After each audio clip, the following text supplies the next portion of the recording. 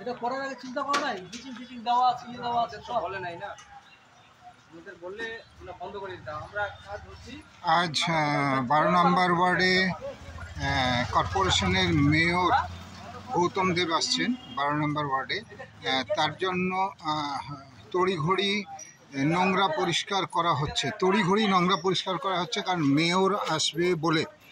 আমি একটু ড্রেনের অবস্থাটা দেখাই আপনাদেরকে। দেখুন, ড্রেনে কিন্তু এইভাবে জল জমে আছে এবং ডেঙ্গু হতেই পারে একদম, এবং যে কোনো মুহূর্তে এই এলাকায় ডেঙ্গু মহামারীর রূপ নিতে পারে।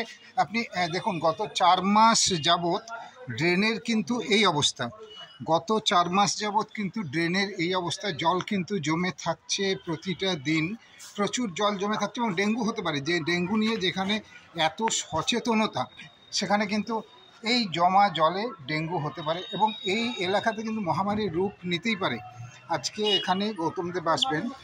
মেয়রের কাছে আমরাও জেনে নেব এই এলাকায়